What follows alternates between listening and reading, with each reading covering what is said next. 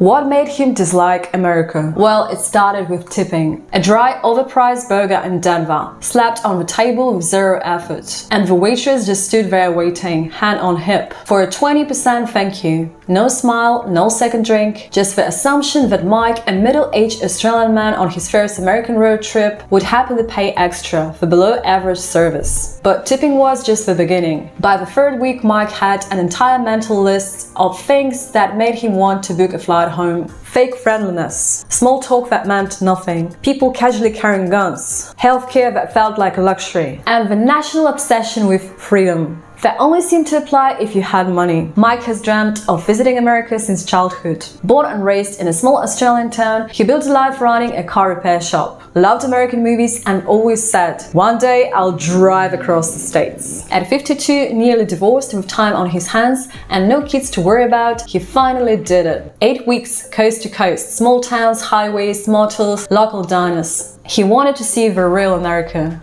But what he found was not what he expected.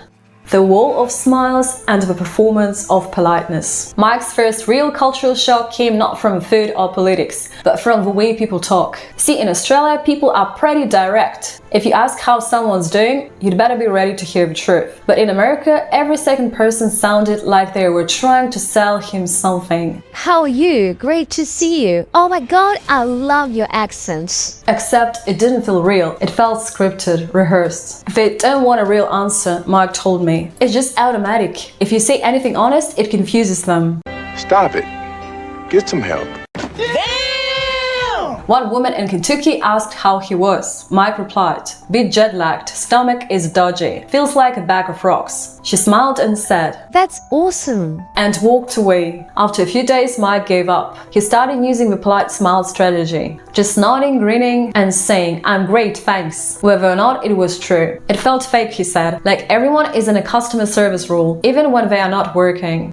Would you agree or disagree with it? Please share in comments. The next shock was how Americans talk about freedom all the time. Freedom of speech, freedom of bear arms, freedom from the government. But the more Mike looked around, the more he realized that freedom came with a very high price tag. He stayed with a kind family in Missouri who proudly said they homeschooled their kids to avoid the agenda in public schools. They didn't trust the government, didn't believe in climate change, and stored canned food just in case something happens. Mike asked them, just in case of what? They didn't answer, just smiled nervously. And the healthcare situation, that really hit him. In Colorado, he came down with a sinus infection and visited a small clinic. They quoted him $740 just to see a doctor. No treatment, no medicine, just a consultation. He ended up walking out, buying over-the-counter pills, and Googling how to drain your own sinuses. He didn't do it, but he seriously considered it. They keep saying they're free, Mike told me, but everyone looks anxious.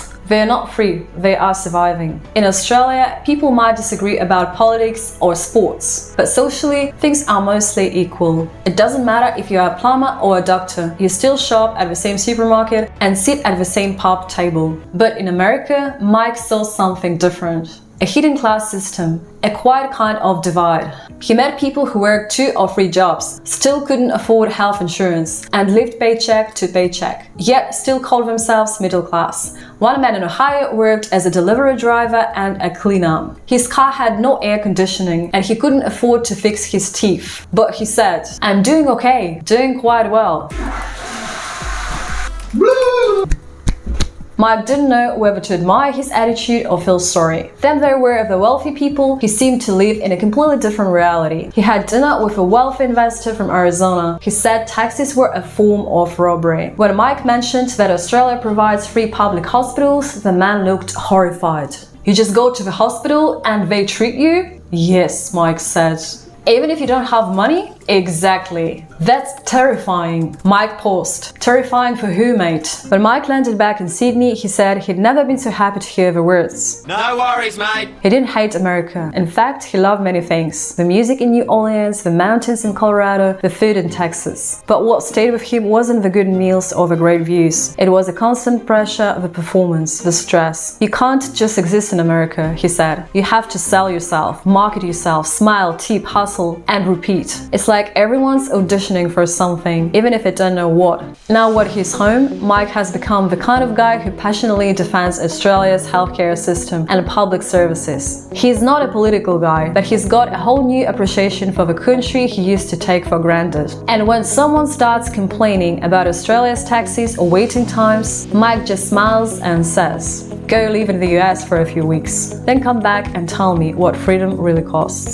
So that was Mike's story. Let us know what you think in comments. Don't forget to subscribe for more true stories, and I'm gonna see you next week.